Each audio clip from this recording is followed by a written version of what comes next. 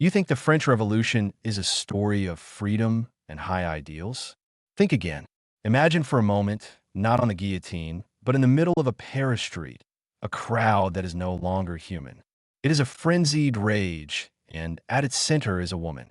A few minutes ago, she was a princess. Now her body is torn apart, and her head is held up on a pike as a grisly trophy. Why? Was she guilty of treason? Or of plotting to overthrow the revolution? No. The only crime that condemned her to an unimaginably horrible death was the most beautiful of virtues: loyalty. She died loving a friend. This is not the story of a hated symbol, but of a friendship that became a death sentence. To understand this inevitable tragedy, we must go back in time to a world of opulence that seemed impossible to collapse. Marie-Therese Louise de Savoy-Kerguen was born not in France, but in Turin, Italy, into a wealthy aristocratic family. Her life was destined for luxury, and at the age of 17, she entered into the marriage of the century to the Prince de Lamballe, one of the richest men in France. Her future seemed to be set in stone, but fate took a cruel turn. Less than a year after the wedding, her husband died, leaving Marie-Therese a young widow at the age of 18, with a huge fortune and a broken heart. Ironically, it was this tragedy that opened the door for her to the heart of European power, the Palace of Versailles. Here, amid its gilded corridors filled with whispers and intrigue, the lonely young widow and foreigner found a kindred spirit in another young woman who was equally lost and scrutinized: the Crown Princess Marie Antoinette of Austria. Their friendship was instant, a rare, genuine bond in a world of make-believe. They were more than friends. They were allies, each other's refuge in a court that was ready to devour the weak. When Marie Antoinette became queen, she did not hesitate to give her closest friend the title of master of the household, a position of power and prestige. This placed Lamballe in her inner circle, making her an indispensable part of the royal family. But in the eyes of an increasingly angry France, this pure friendship was not a pretty story. It was a threat, evidence of foreign manipulation and influence. Little did they know that the unwavering loyalty that grew out of this friendship would soon demand an unimaginable price. The price came sooner than anyone could have expected. It is often thought that the hatred of the royal family was a natural reaction to injustice. But the truth was much more complicated and darker. Hatred was not born. It was planted, deliberately nurtured.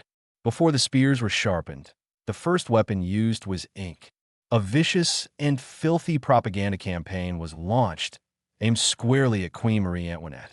A series of obscene pamphlets, called libels, flooded the streets of Paris. They did not just criticize policy, they attacked dignity, painting an image of a lecherous, profligate, and treasonous queen. And in these hideous stories, the close friendship between her and the Princess de Lamballe was twisted into a vicious weapon. Their innocent bond was twisted into secret homosexual affairs, wild orgies. Lamballe, from a loyal friend, was transformed into a corrupting influence, a witch whispering poisonous words in the queen's ear. The goal was clear: to dehumanize them, to turn them from human beings into monsters worthy of destruction. Hatred had been successfully sown, and then, on July 14th, 1789, the Bastille fell. The old world was shattered. It was no longer a war fought on paper. Violence spilled into the streets. The aristocracy, who had lived in unimaginable luxury, now fled for their lives. France had become a death trap. In the midst of the chaos, the Duchess de Lamballe did what many dreamed of. She escaped. She was safe and sound in London, far from the flames that were consuming Paris. Her family and friends there begged her, pleaded with her not to return. She had a way out. She was free. But it was at the safest moment that the greatest test of loyalty came.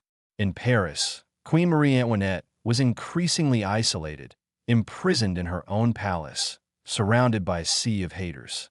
She wrote to her closest friend a desperate plea, and Lamballe was faced with a fateful choice: a safe life in exile or return to face almost certain death at her friend's side. Most people would have chosen life, but Lamballe was not most people. I must live and die with her, she wrote in reply. It was not an impulsive decision. Before she set off on her return journey to Paris, she calmly sat down and wrote her will. She knew where she was going. She was leaving safety to walk into the eye of the storm, an act of sacrifice not for the sake of crown or power, but for a promise to a friend. She had walked straight into the fire. When Lamballe returned, Paris was no longer a city of light. It had become a living hell. She kept her promise, standing by Marie Antoinette during the darkest days of the monarchy. She was there, right next to the Queen, when an angry mob stormed the Tuileries Palace on June 20th, 1792, screaming insults and threats. Eyewitnesses recounted a startling detail. Throughout the horrific attack, amid the shattering glass and death threats, the Duchesse de Lamballe showed no fear for herself. The only concern on her face was for the Queen's safety.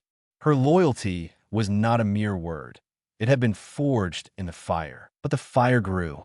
On August 10th, the monarchy collapsed completely. The royal family was stripped of all power and taken like criminals to the Temple fortress. It was a tragic moment when Lamballe was separated from her friend. While the Queen and her family were imprisoned in the Temple, Lamballe was thrown into an even worse place, La Force prison. This was no place for a princess.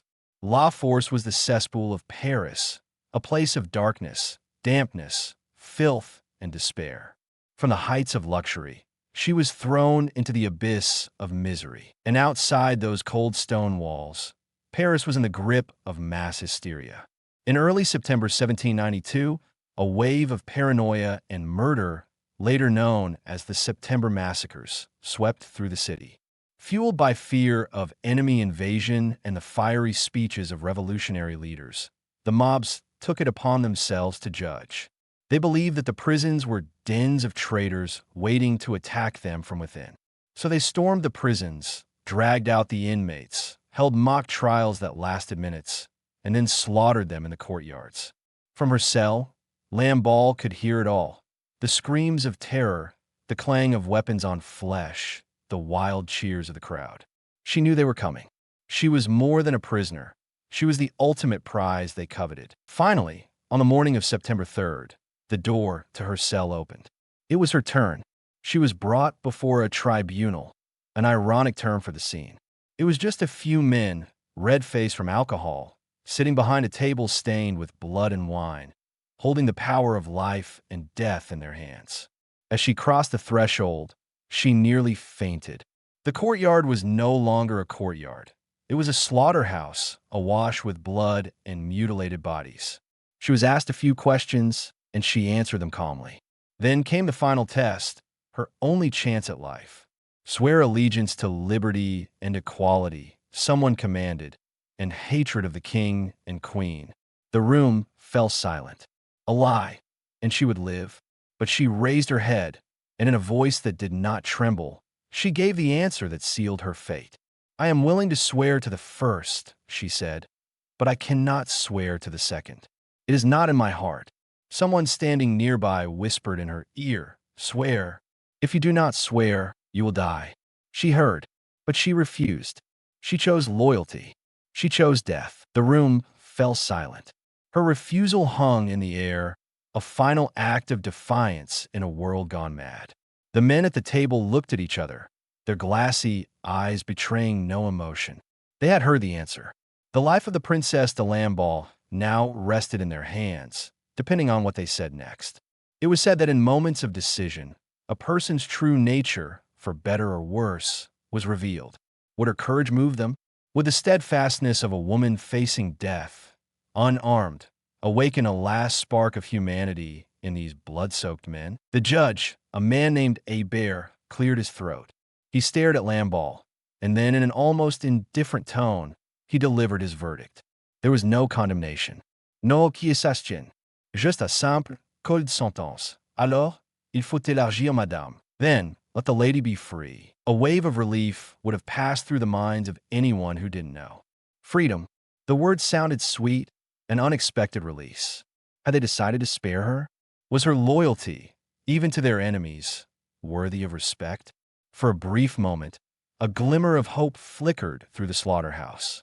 She had faced the challenge, had not bowed, and it seemed she had won. But this was the French Revolution at its darkest, where words were twisted and facts turned upside down.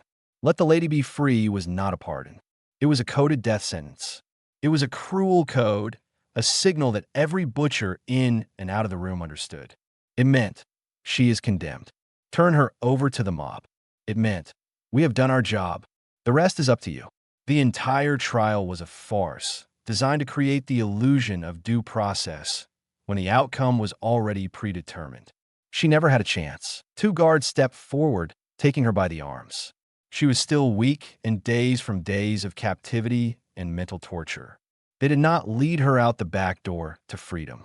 They led her straight to the main door, the one that opened onto the courtyard, the place where she had seen the corpses only minutes before. As the heavy wooden door swung open, blinding daylight flooded her eyes, and with it a wall of sound, the savage roar of hundreds of waiting men. The smell of blood and sweat filled her nostrils. She was pushed forward, staggering over the threshold. One of the guards whispered a final lie to her. Shout, "Long live the nation," as you pass, and you will be saved.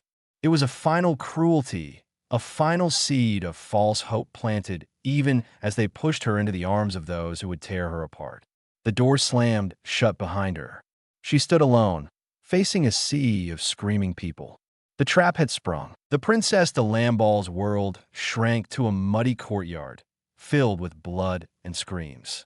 For a terrifying moment that seemed to last an eternity, everything stopped. The crowd, seeing their prey delivered, froze for a moment. And in that deadly silence, witnesses captured an image that would haunt history. A small, frail woman in a white dress, standing alone in a circle of demons. Her long blonde hair, now free from her hat, fell to her shoulders. She simply stood there, a symbol of absolute fragility before absolute fury. It was the last image of her as a whole person. The moment was broken. People often think of a crowd as acting as a single unit, but the truth is that there is always one person who initiates it. A man, perhaps driven by fanaticism or bloodlust, broke away from the crowd. He brandished a spear or a hammer. The first blow came not from the front, but from behind, a sneak attack on the back of her head. The force of the blow sent her little hat flying.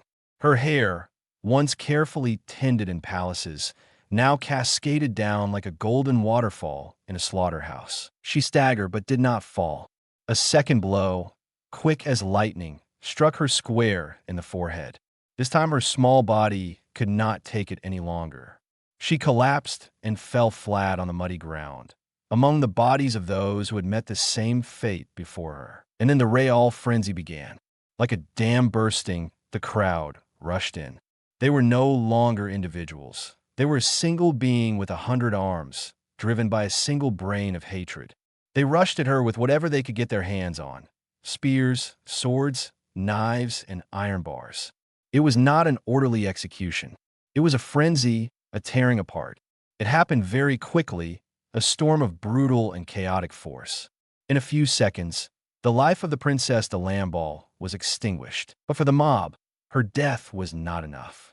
Killing satisfied their bloodlust, but humiliation satisfied their hatred.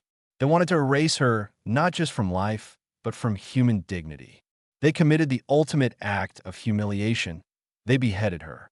Then they stripped her naked, discarding her white dress, now stained red and soiled. Her naked body was left on the ground, a lifeless mass of flesh amid the chaos. Her remains were then lost, dragged away by the mob, never to be found for a proper burial. These were the cold, established facts. No embellishments were needed. The raw truth of her death was a horrifying testament to how quickly people could be stripped of their humanity. But they were not done with her. Her body was dead, but her symbol was not, and they were about to use her remains as a weapon more terrifying than spears. The physical death of the Princess de Lamballe had been only a prelude. Now the mob's rage needed a new target, and they found it in what remained of her. People often think of mob violence as aimless, a chaotic outburst. But in this case, there was a brutal logic, a chillingly calculated purpose. They had stuck her severed head, her blonde hair now matted with blood on a pike. It was no longer a part of a person. It had become a flag, a terrifying banner for their march. And that march had a very specific destination. Roaring and cheering, the crowd carried their trophies through the streets of Paris, heading straight for the Temple Fortress. Why the Temple?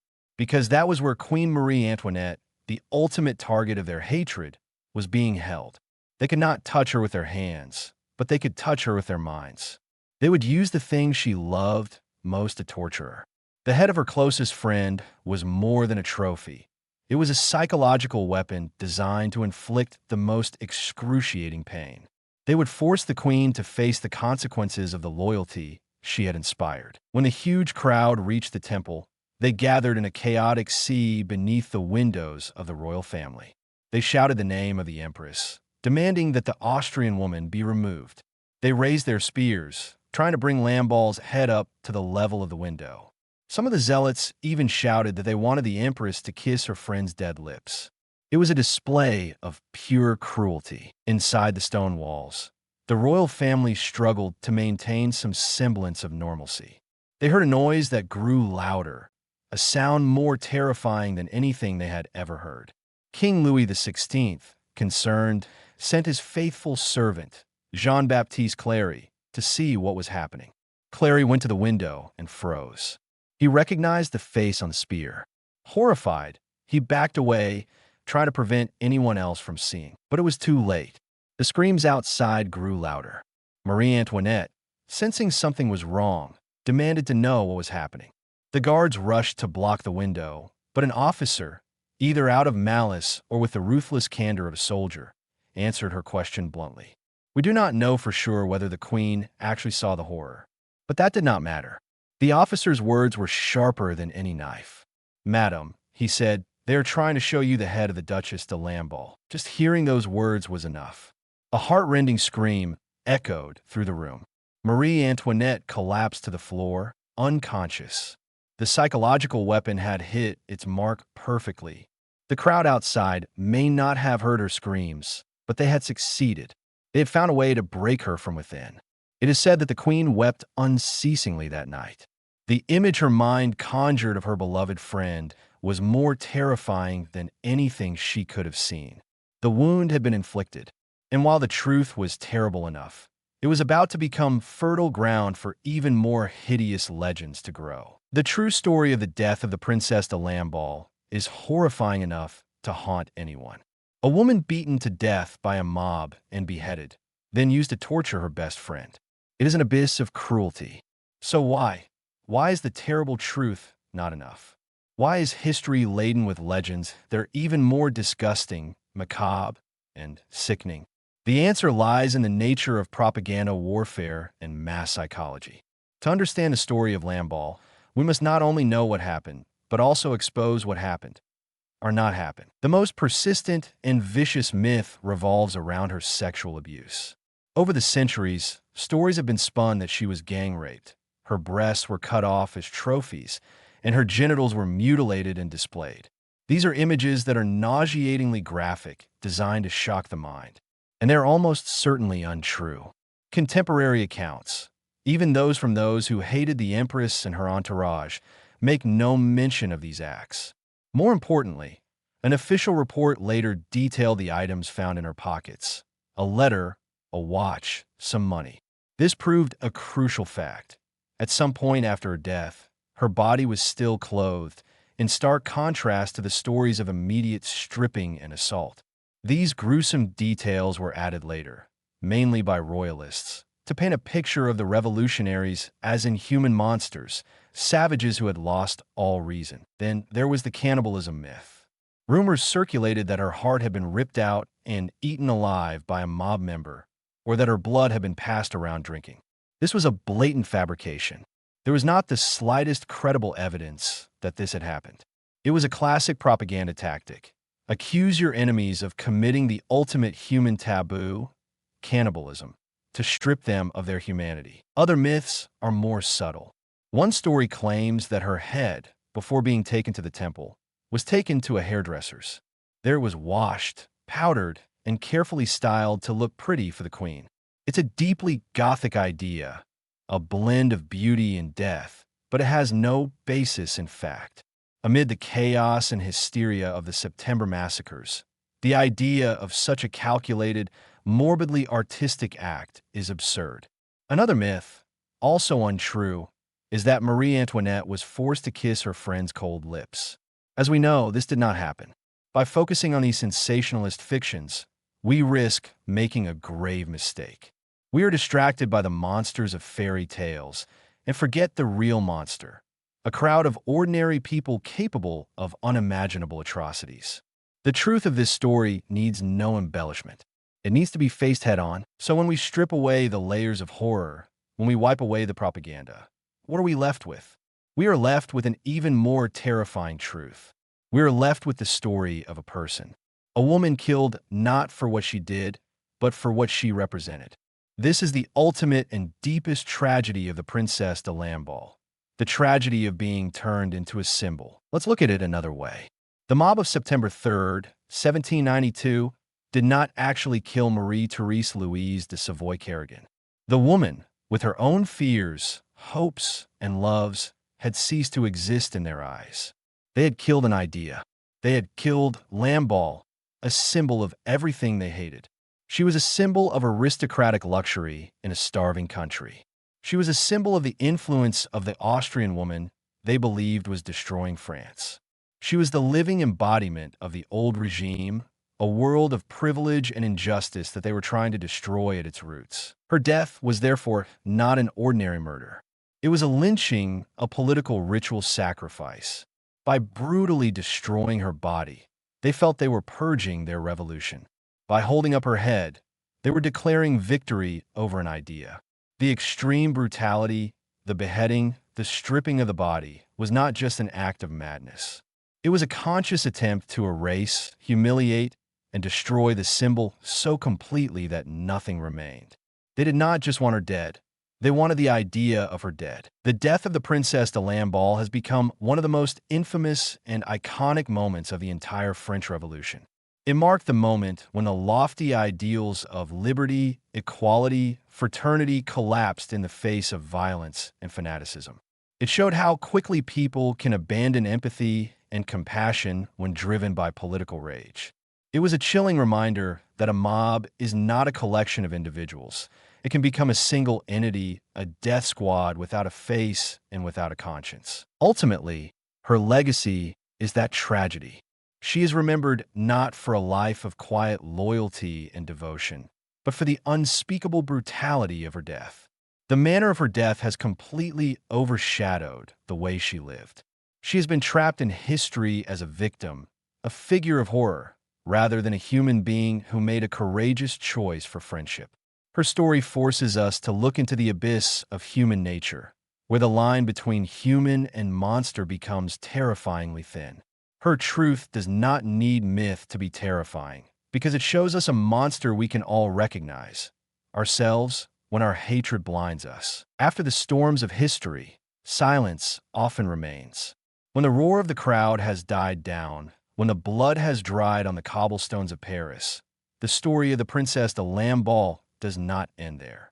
It lingers, becoming a plaintive note in the tragic symphony of the French Revolution. For Marie Antoinette, the pain of losing her best friend in that way was a wound that would never heal. It was more painful than losing her crown. She lived her last days with that horrible image, a shadow of loss and horror, until she herself walked up to the scaffold more than a year later. Two friends, two foreign women who found each other in a strange court, were finally torn apart by a storm they could not control, but reunited in tragedy. Today, when we hear the name Lady de Lamballe, we often think of barbarism, but perhaps her true legacy should not be a horror story. Perhaps we should try to see beyond the veil of blood and legend to see a person. A woman who put friendship before her own safety.